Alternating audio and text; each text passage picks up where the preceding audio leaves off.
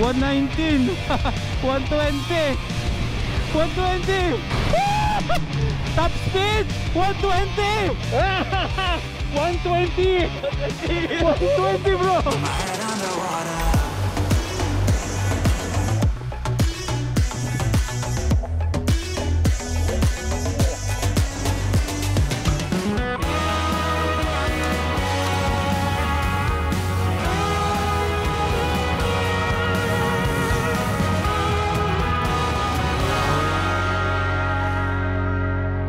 Ginagawa mo? Pagpili natin dyan. Sinusukat mo? Palusot doon? Oo.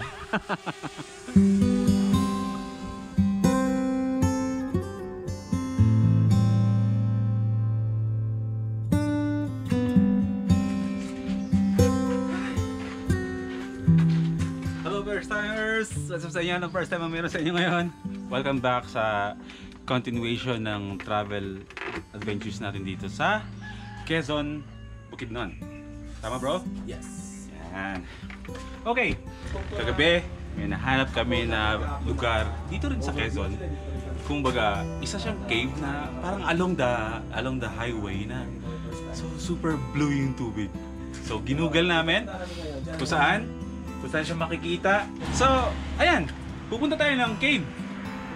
At maliligo tayo kasi di pa ako naliligo. Ilang araw na. Hindi naman, naligo naman ako kahapon.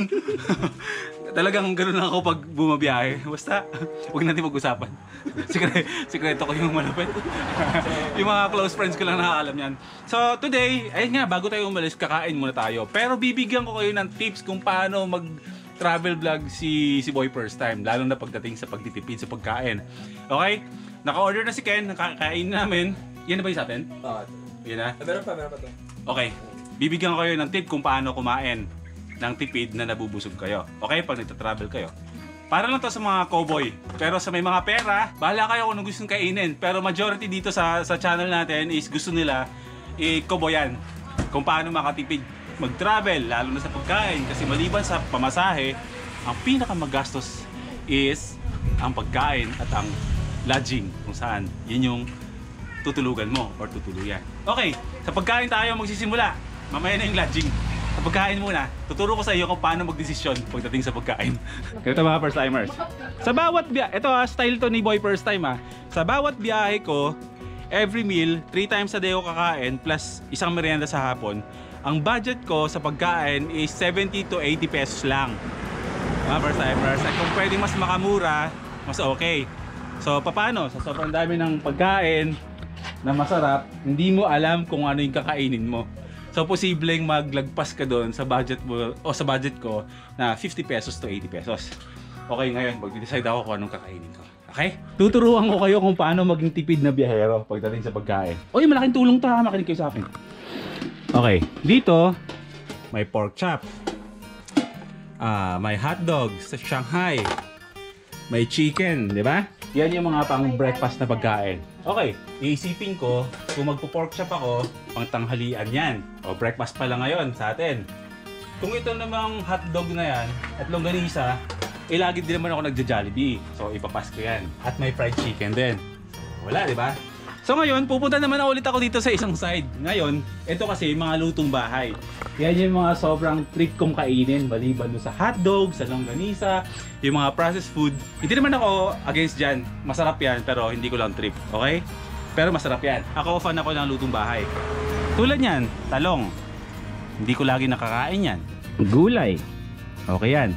Maliban sa masustansya, mura pa. Manok. Lagi tayo nagmamanok. So, ipapas ko yan. Yung manok na yan. Yung chicken po to? So, chicken yan, pero hindi lagi meron yan sa bahay nyo or kung saan man. Diba? So, ibang putahe. So, dito ako magde-decide sa tatlong yan. Ano ang pipiliin ko dyan? Siyempre, yung hindi ko madalas kainin. Ito. Okay? At saka sa gulay, ito. Maliban sa masustansya, mura siya. Diba? May gulay na ako, may nakuha na akong sustansya sa katawan, meron pa akong manok na minsan ko lang siya makain. So magkano po to? 40 pesos. Magkano po kalahati nito? 15. So 40 pesos plus 15 equals 60. 65. 65. Magkano po yung kanin? 10 pesos. Over the budget ka lang. 65, 80. Ay di. 25. Ha? 25. 75. O pasok sa 80 pesos natin. Okay. O yun, ganun mag-decide ng pagkain. Ganun ako palagi pag kumakain ako. Lagi kong pinag-combine yung mga pagkain kung ano yung mga hindi ko nakakain at ano yung mura na alam ko kahit na konti lang masasatisfy ako. Boy first time style lang. Pero meron din akong style. Ano? Kung paano makatipid? Oo. Pagbayarin yung kasama mo. Roas, Boulevard tayo mamayang gabi. Sana yung kaibigan namin si Lara mayaya pa namin mamayang gabi kasi sabay kaming uuwi bukas ng Maynila pero iba yung flight niya. Naalala niyo ba si Lara? Yung kasama namin dun sa sa Itam sa Dahican Beach. Mati. Oh, sa Mati. Dahican Beach, di ba? Dahican Beach. Yun yung kasama namin sa Dahican Beach na babae. Solo traveler. So ayun, pareho kaming uwi bukas ng Maynila pero mag-ibang flight pero at least, di ba, nadagdagan yung mga kaibigan natin dito. Malaki yung circle of friends. So ayan, kain muna tayo. Kain tayo mga first timers.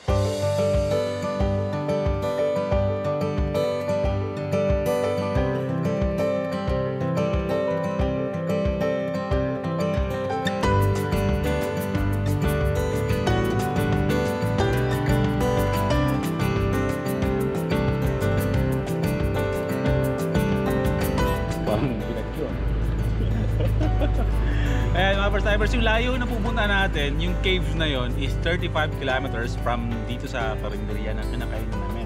And somewhere daw dun yan ang pupunta natin. So 35 kilometers, siguro less than an hour, like 35 to 40 minutes. Ando na tayo. Share tayo ng drone shots. Oo, syempre. Squad tayo eh. Yes. Lapit na tayo mabuo bro. Chill Squad. Ganda na pangalan squad namin, no? Chill Squad. Bawal lang ma-stress sa squad. Dapat chill lang tayo lahat. Kapag may na-stress sa squad natin, bro, ni isa, hagis natin. Ito yung matinding challenge mga first timers kasi mag-aalas stress na at saka yung Blue Water Cave na pupunta namin magsasara ng alas 4. From dito, 35 kilometers. Extra challenge. Bala na ako maabutan pero titiwala kami dalawa ni Ken. Kasing fingers. Kaya. Okay mga idol, so eto ang issue natin ngayon mga idol. Tanghali na kami umalis doon. Medyo late na. Tapos na kami kumain, pero alas 3 na ng hapon mga idol. Tapos sabi ni Google Maps, si Blue Water Cave sasara ng 4 PM. So 35 kilometers away from here yung Blue Water Cave. So kailangan namin habulin bago magsara.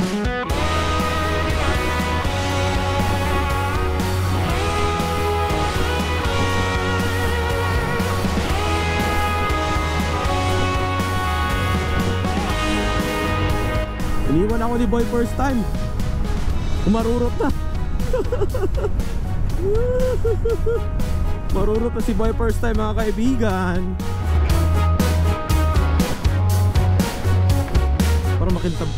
Parang makintab yung ano eh. Ayun no. Makintab yung kalsada. Ken, nasan ka? Grabe, wala siya talaga oh. Wala talaga siya.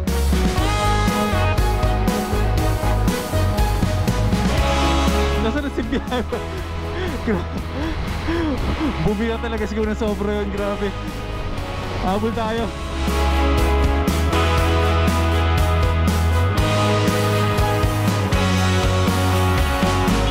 Time check ngayon is 3:30 na.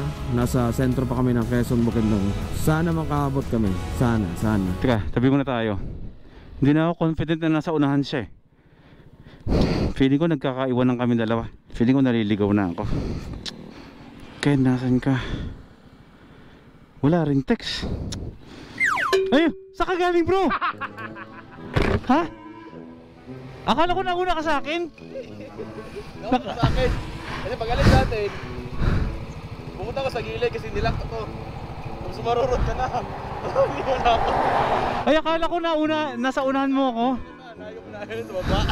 Habulin siya, hinahabol talaga kita. Hinahabol kita eh.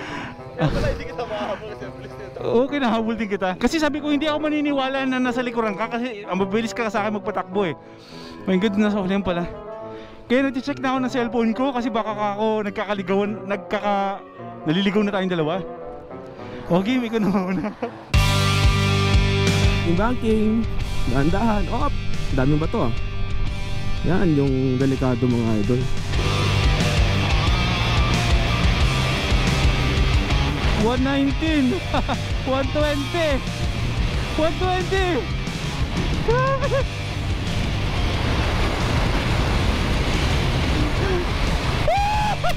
Top speed, Sir Matt, 120. Grabe. Sir Matt, top speed ng Aerox mo, 120. Woo! 120! 120 bro! Sir Mark, nagawa mo ba 120 yung Aerox mo? Bumuhay ko ngayon ako ng 120, ayaw ko na ulitin. Mag-google Maps na kami kasi grabe yung pressure sa amin. Alas 4 magsasara pero nandito pa rin kami. 1 kilometer na lang bro. Ha? 1 kilometer. 1 kilometer? Ayan, abot tayo. Abot tayo. Abot tayo. Alright. Game, tiwala lang. Sabi nga, salig lang, salig lang.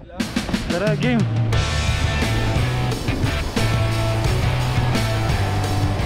Sarap, sobrang enjoy.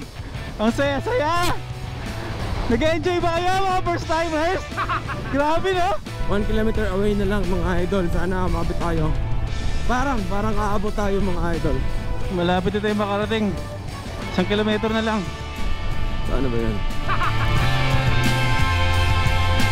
1 kilometer na lang.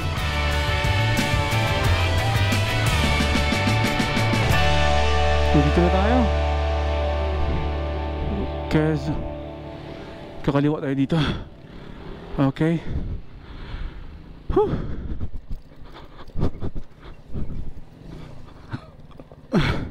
Dito yun bro? Ito na yan. Grabe, umabot tayo.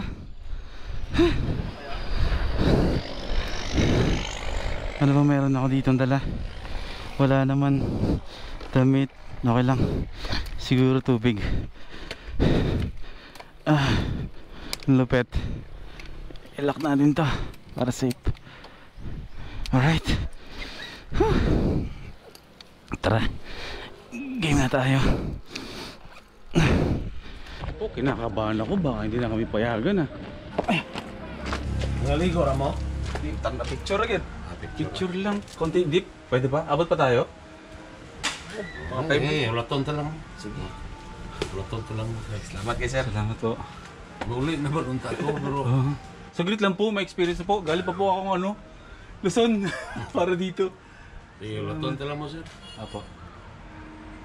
Pero may ilang minutes po ang trekking? Mga 15. 15 Hindi minutes. pa ilang mo aning na lang sir. Kini ayaw gid mo tipas. Mawala na. Pag abot yo sa unahan mahina. Naipayag imong makita sa akbang aw na prodisco gud. Dool gyud sa payag right side makita di makagdan siminto. Kahit na hindi ko salita, kahit hindi Tagalog, ang sabi ni Kuya, dire-diretso lang daw kami. Tapos may makikita kaming payag. Ibig sabihin ng payag is kubo. Tapos kakanan kami, pagkakanan namin, makikita nyo na yung semento, dire-diretso. Ang tumbok nun is yung Blue Water Cave. Tama ba bro? Yes. Naintindihan ko. Okay, 15 minutes from here. Trekking. Umabot pa. 120 km per hour. Habulin mo yung 35 minutes. 5 minutes lang. Oh, 13 minutes daw. Gawin natin 5 minutes lang bro. Nakakaya kasi kita tatay kasi uwian. Ang bilis mo naman pa sumuko. Uwi na agad. Ito mga ganitong klaseng adventure ang maganda. Yung meron kong paghihirap muna bago mamarating yung gusto mong puntahan. Alam niyo yun? Diba? Mas triple yung appreciation mo sa makikita mo. Kasi along the way pa lang sobrang hirap na. Ang dami mo na pinagdaanan. Kaya nga tulad ng sinasabi ko lagi, diba? Eyes on the prize. My God! Maging motto natin yan habang buhay. Eyes on the prize, lagi tayo. Para hindi tayo nawawalan ng gana. Lagi tayo na-encourage. Lagi tayo na mamotivate. Aray ko! Oh my God, bro! Grabe. Isipin yung gano'ng kataas pag nahulog ako doon. Dapat hindi eyes on the prize. Ha? Eyes on the trail. Eyes on the trail. Sorry. Napakadaldal ko. Ang taas natin, bro. Sobrang taas natin. Nakakalula. Adventure feeds the soul. Experiences feeds the soul. Grabe. Hapon. Ngayong hapon, layo pa? Lapit na? Unahan na lang? Bahala pa gud. Minto. Bahala. Okay. Salamat. Amping. Grabe. See the formation of the rocks? First timers? Grabe, no? Adventure pa more. Grabe din, ah. Lahat ng paghihirap, lahat ng pagsubok na dadaanan mo sa iyong paroroonan ay may nag-aantay na tagumpay. Ang dapat gawin? Magpatuloy kahit mahirap, tsaka makakarating din tayo sa paroroonan kahit pagod. Ang importante, narating natin. Si Biyahe with Ken, ilang araw na kami magkasama. Walang araw na wala siyang sinabi na mag-collab kami ni Robin Kimberly. Bakit, bro? Sobrang awkward nun, bro, pag nag-collab kami nun. Hindi kasi ano, Chitae tsaka ano yun, Chris Aquino. Grabe ka. hintay ko na ano, na mag-i-English si Boy first time. Yung buong vlog. Grabe. Grabe ka. Mahina ako sa ganun. Uy, sa asawa ni Ken, no? Yung asawa mo kung ano-ano yung sinesearch sa YouTube. Ano, kita mo lang? Okay, joke lang. Ako dyan. Ayun na. Oh my God, bro. Ano na naman siya?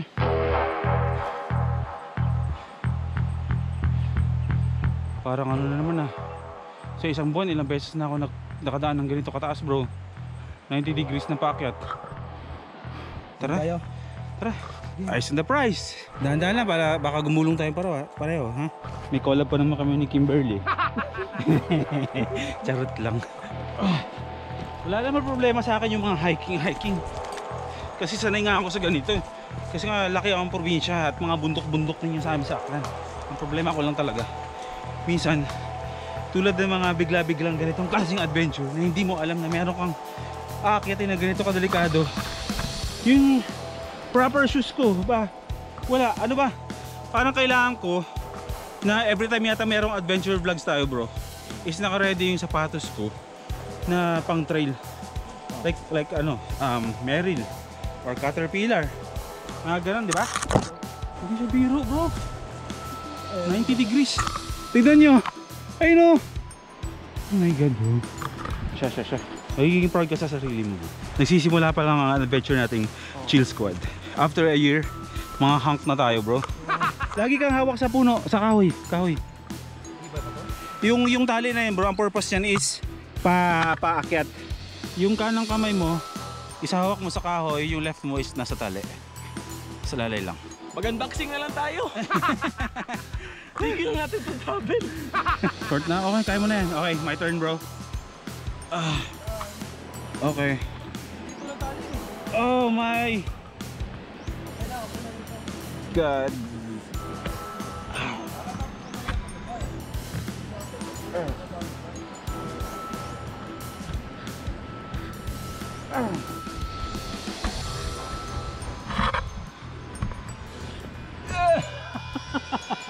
Yan ang sinasabi ko.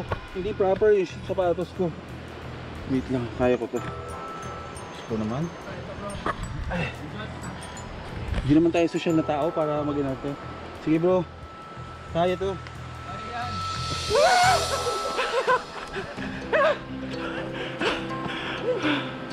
Nasaan na yung Blue Water Cave na yan?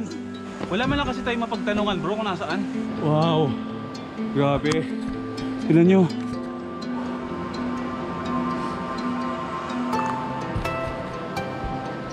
Bro, akala ko mild lang itong gagawin natin. Pwede na nating titlean yung vlog natin ng ano, Insane Adventures. Ay! Nakikita ko na! Nandito! Ayun sa ilalim, bro! Nakikita ko na sa ilalim. Doon na! Bro, yung price bro! Nandun, nakikita na natin yung price natin. Gusto mong adventure vlogs, di ba? Gusto mong maging travel vlogger, di ba? Hindi ka makontento maging editor ng agency. Mas gusto mo ng ano eh, no? Ang hirapan eh. Ah. Bro! Diyan muna kayo. Andito na! Andito na bro! Woo! Yes!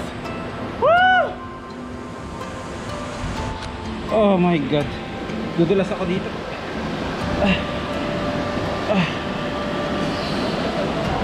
Diyos ko Lord. Nakikita nyo yan? Oh my. Kaya mo ba? Dahan-dahan ka dito bro ha. Diyan? Magsisisi ka pag in-edit mo yun. Hindi ka lumabog. Go bro. Siguro sa squad, ako siguro magiging pinakamapilit na member. Pinakamatapang ako? Uy. Go bro, kaya mo yan. Hindi na tayo bibidyohan para hindi ka maano. Diba? Yan ang sinasabi ko. Pursue! Pursue! Oh my god, nandito na ako. Malapit na ako bro. Malamig! Ha? Head underwater, falling back into you. I thought we'd be smarter, but got nothing left to lose. You said you fall with me, no matter how far it goes. Down deep and under, we're stuck in this pattern, but I need you close. All I ever wanted was for you to put my head underwater.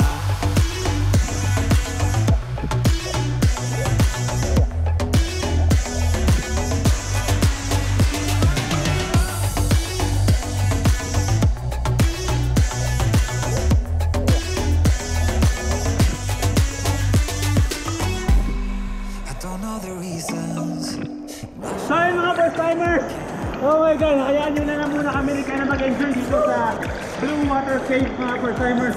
Sa wakas nararing natin siya. Last minute bro. Grabe, naabutan natin yung ganitong magandang biyaya ng kalikasan. Dapat ito talaga i-enjoy natin, yung mga likas na bigay ng kalikasan sa atin. Oh my god bro. So yun lang mga first timers. Alam ko nag-enjoy kayo.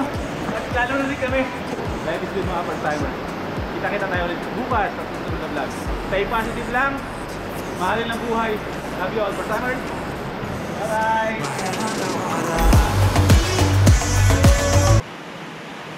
Unboxing naman tayo. Collab. Ulat tayo. Unboxing. O ano na lang, food review. Food review. Oo, tignan natin.